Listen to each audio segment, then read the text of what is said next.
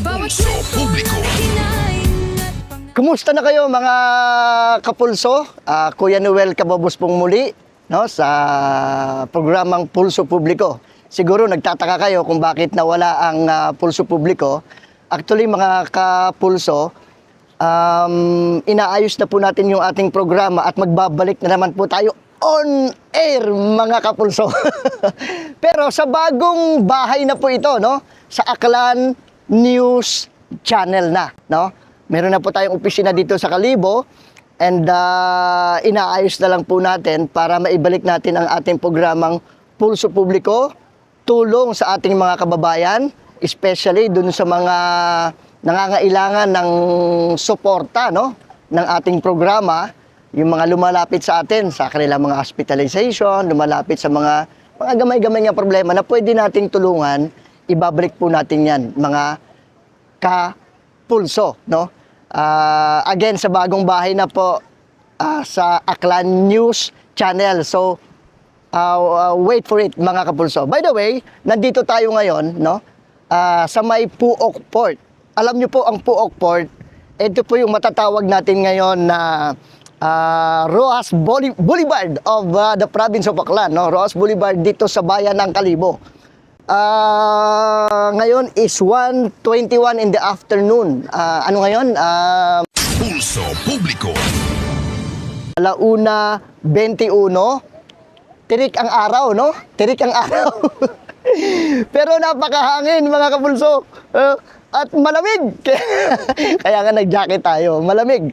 Ganon kaganda. Ganon kasarap, no, sa pakiramdam yung weather natin dito sa ating probinsya, particularly dito sa Puok Port sa may bayan ng Kalibo. Okay, tingnan natin mga kapulso, tingnan nyo kung gaano kaganda dito. Yan. Nakikita nyo po doon, may mga naliligo, no? May mga naliligo mga kabataan, may mga namamasyal, no? Inaano nila? Minamaximize nila yung paglanghap ng sariwang hangin katulad natin, no? Ito yung, kapag nandito ako sa Kalibo, talagang ito yung puntahan ko eh. Kasi dito mo talaga malalanghap yung fresh air talaga, hindi polluted. Diyan sa highway, mga polluted na dyan, no? Maraming sasakyan dito, very minimal, no? Minimal yung mga sasakyan, no? Kung makikita nyo, minimal. Pero kung hapon, actually, ito na yung rumbuhan ng ating mga kapulso, no? Mga kababayan. Dito sa may bayan ng Kalibo. Actually, marami ditong pumupunta kahit mga sa ibang ano pa, sa ibang bayan pa, galing ng Libakaw, galing ng Malay, Buruanga, Leso. Dito yung mga nagiging rumbuhan, dating area ng mga magpa-partners. Family bonding naman ng mga pamilya, ng mga bawat pamilya. Lalo na kapag weekend, no, katulad kahapon, ang dami dito. Sayang hindi tayo naka-video, but yan, kitang-kita mo ang alon, no, ang the sea breeze. Ma-appreciate mo talaga ang nature mga kapulso kapag nandito ka. So, halina kayo, bisitahan nyo na rin ang Puok Port at sabay-sabay tayong lumanghap ng sariwang hangin. At magmuni-muni, ang sarap mag-isip kapag nandito, kapag ganito, malapit ka sa nature. Katulad dito sa may Puok Port.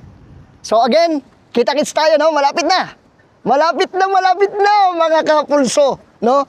Ang relaunching ng Pulso Publiko with Kuya Noel Cabobos. So, see you soon.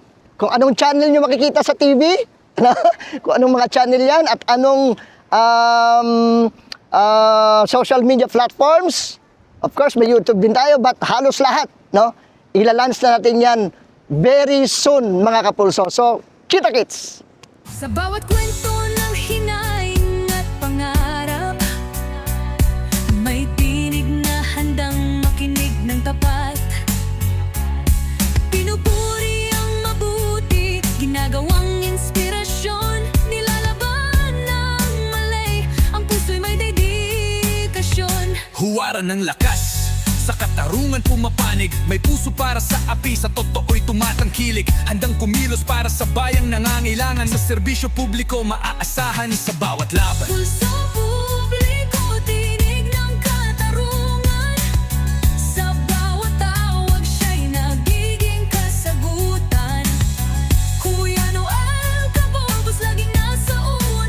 Pulso Publiko with Kuya Noel Cabobos.